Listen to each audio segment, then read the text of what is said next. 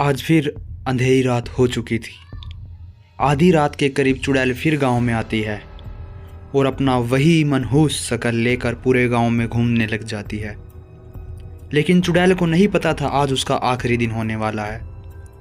चुड़ैल जिस तरीके से पूरे गांव में घूम रही थी, वह तलाश कर रही थी एक ऐसे इंसान का जो उसे बीड़ी पीता दिखाई दे। वह हर घर में जाती है और बीड़ी पीने वाले को ढूंढने लग जाती है। चुड़ैल को आज प्यास थी खून भरे मुंह की। लेकिन इसी बीच चिंटू को भी इंतज़ार था चुड़ैल का। चिंटू जैसे तैसे करके अपनी हिम्मत जुटा के गांव के पंचायत भवन के पास चुड़ैल का इंतज़ार करता है। चिंटू को डर भी था, लेकिन चिंटू को उसके गांव वाले साथियों के द्वारा कही गई सभी बातें याद थी, क्योंकि चुड़ैल सिर्फ उन्हीं लोगों को नुकसान पहुंचाती है जो बीड़ी पीते हैं। जैसे ही रात गहरी काली होती चली जाती है, चिंटू चुड़ैल के साये के साथ साथ ढूंढने की कोशिश करता है।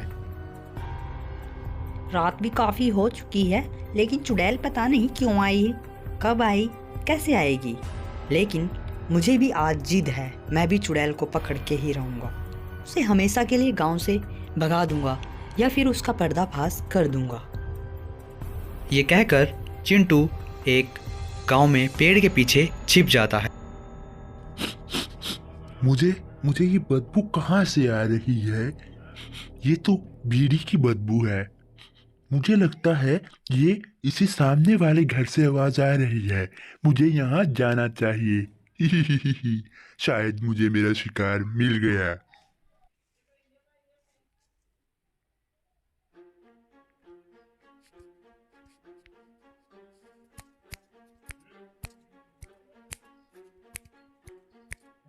धुआं तो इसी घर से आ रहा है। खोलो, दरवाजा खोलो, दरवाजा खोलो। कौन है जो बीड़ी पी रहा है? दरवाजा खोलो। चुड़ैल काफ़ी देर तक प्रयास करती रहती है दरवाज़ा खोलने का, लेकिन कोई भी डर के मारे दरवाज़ा नहीं खोल रहा था। लेकिन आश्चर्य की बात ये थी कि रात बजे 12 बजे कहाँ से धुआं आ रहा था, कहाँ से चुड़ैल को बीड़ी की खुशबू आ रही थी। क्योंकि गांव वालों को तो पता है रात को अगर कोई बीड़ी पीता है तो चुड़ैल उसे उठाकर ले जाती है। सवाल था दरवाज़ा खुलने का। कैसे दरवाज़ा खुले? चुड़ैल की लगातार कोशिशों के बाद आखिरकार दरवाज़ा खुल ही जाता है। लाख कोशिशों के बाद आखिरकार दरवाज़ा खुल जाता है और चुड़ैल बहुत खुश होती है।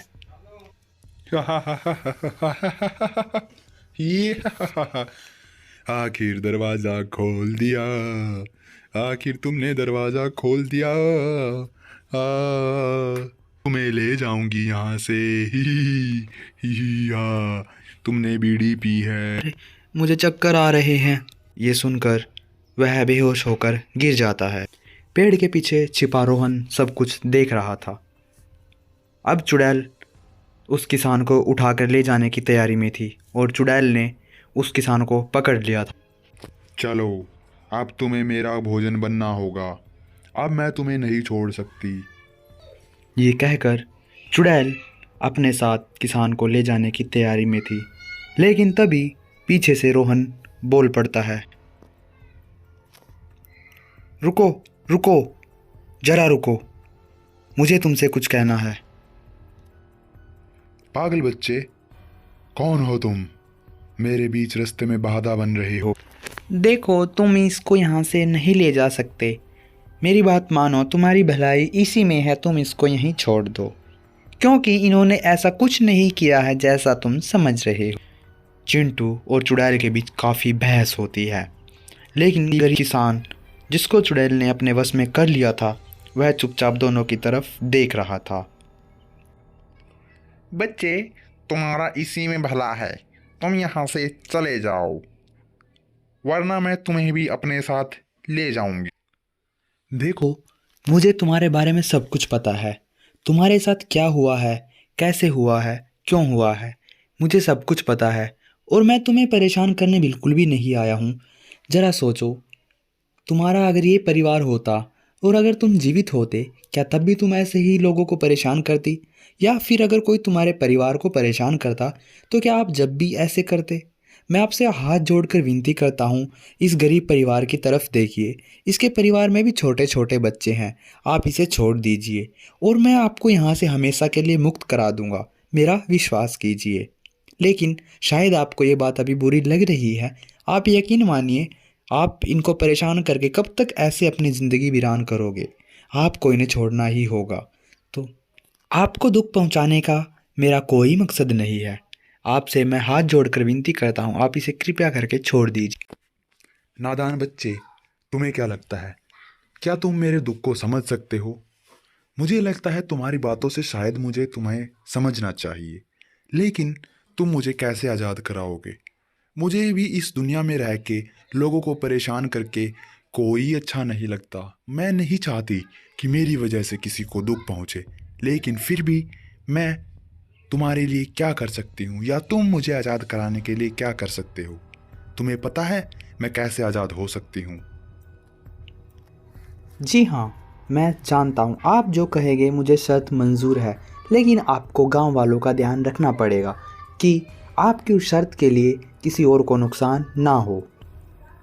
ठीक है चिंटू, मैं तुम्हारे कहने से गांव को आज से आज़ाद कर रही हूँ, लेकिन मेरी बात एक हमेशा याद रखना, जब भी इस गांव में कोई नशे करेगा, बीड़ी पिएगा, तो याद रखना इस गांव में नहीं, मैं पूरे समाज में जितने भी दुनिया में लोग हैं, हर उस आदमी के घर पे जाऊंगी और उस आदमी को इतना परेशान करूंगी, इतनी बीमारियां दूंगी कि उसको गरीबी में इस तरीके से धकेल दूंगी कि वो और उसका परिवार हमेशा के लिए उस बीमारी में उलझकर रह जाएंगे।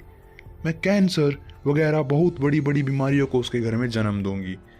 ठीक है बच्चा, तो आज से तुम्हारा गांव आज़ाद है और मैं हमेशा के लिए ये गांव छोड़कर जा रही हूँ। ये कहकर चुड़ैल गांव को आज़ाद कर देती है और चुड़ैल की आत्मा को मुक्ति मिल जाती है। शापित चुड़ैल उस गांव में मुड़कर कभी नहीं आती, लेकिन चुड़ैल अपने दिए हुए वचनों को फिर से निभाने के लिए इस धरती पर ज़रूर उतरेगी, क्योंकि जो भी धूम्रपान करेगा, नशे में जाएगा, तो उसका परिवार उससे ज़्यादा बर्बाद हो जाएगा और बीमारियां उस इंसान के घर को घेर लेंगी। मिलते हैं आपको एक ऐसी ही ज़बरदस्त स्टोरी के साथ, तब तक के लिए चैनल को सब्सक्राइब करें।